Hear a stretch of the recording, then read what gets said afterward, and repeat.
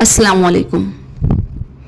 اکثر ایسا دیکھا گیا ہے کہ خواب میں ہمیں مردے نظر آتے ہیں، کبھی کسی پریشانی کی حالت میں نظر آتے ہیں تو کبھی کسی چیز کو بتا رہے ہوتے ہیں۔ ہمیں الگ الگ کیفیت میں خواب میں مردے نظر آتے ہیں۔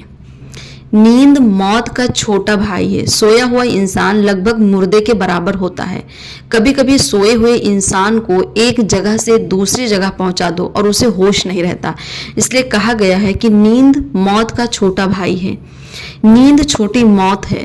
قرآن کریم میں اللہ پاک نے ارشاد فرمایا، جب انسان سو جاتا ہے تو میں اس کے روح کو قبض کر لیتا ہوں، پھر اگر اس کی روزی دنیا میں اور ہوتی ہے تو صبح اسے نیند سے جگا دیتا ہوں، اور اگر نہیں ہوتی تو صبح لوگوں کو پتہ چلتا ہے کہ فلاں شخص یا فلاں بن فلاں شخص رات میں سوتے سوتے انتقال کر گیا۔ ایک سب سے امپورٹنٹ بات، سوتے وقت جب ہماری روح قبض کر لی جاتی ہے تو اس روح کو آسمانوں پر لے جایا جاتا ہے اور وہاں ان روحوں سے ملاقات کروایا جاتا ہے جن کی وفات ہو چکی ہوتی ہے۔ جب ہم لوگ سوتے ہیں تو اللہ تبارک تعالیٰ ہماری روح قبض کر لیتے ہیں اور ان کی ملاقات ان روحوں سے کرواتے ہیں جو اس دنیا سے رخصت ہو چکے ہیں، اور ملاقات کے ٹائم جو بات ہوتی ہے وہ ہمیں خواب میں نظر آتی ہے۔ بہت بار ایسا ہوتا ہے کہ ہم خواب کو بھول جاتے ہیں اور کبھی کبھی وہ خواب ہمیں یاد بھی رہتا ہے۔ بہت بار ایسا ہوتا ہے کہ ہم اپنے کسی جاننے والے کو خواب میں دیکھتے ہیں اور اسے پریشانی کی حالت میں دیکھتے ہیں۔ وہ بندہ ہم سے کہہ رہا ہوتا ہے کہ میں پریشان ہوں، میں پریشانی کی حالت میں ہوں، مجھے بچا لو، میں اس طرح سے پریشان ہوں، میں اس طرح سے پریشان ہوں۔ تو اس خواب کی تعبیر یہی ہے کہ اسے ایصال ثواب کیا جائے اور اس کے لیے مغفرت کی دعا کی جائے۔ ابن سیرین رحمۃ اللہ علیہ ایک بہت بڑے بزرگ گزرے ہیں۔ ایک بار ان کے مرید نے انہیں خواب میں دیکھا کہ وہ جنت میں ہیں، تو اس مرید نے ان سے پوچھا کہ حضرت جنت میں آپ کا کیا حال ہے؟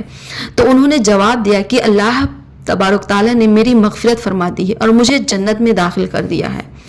پھر اس شخص نے ابن سیرین رحمۃ اللہ علیہ سے سوال کیا کہ حسن بصری رحمۃ اللہ علیہ کا کیا حال ہے؟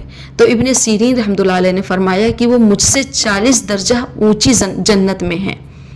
تو اس شخص کو تعجب ہوا، کہنے لگا کہ ہم آپ کو زیادہ دیندار سمجھتے تھے، وہ آپ سے آگے کیسے نکل گئے؟ تو ابن سیرین رحمۃ اللہ علیہ نے فرمایا کہ وہ آخرت کی فکر میں زیادہ رہتے تھے، اس لیے وہ ہم سے زیادہ عبادت کرتے تھے اور اللہ پاک سے ہم سے زیادہ ڈرتے تھے، اس لیے آج ان کا مقام بھی ہم سے زیادہ ہے۔ اسی طرح سے بہت سارے واقعات ہیں۔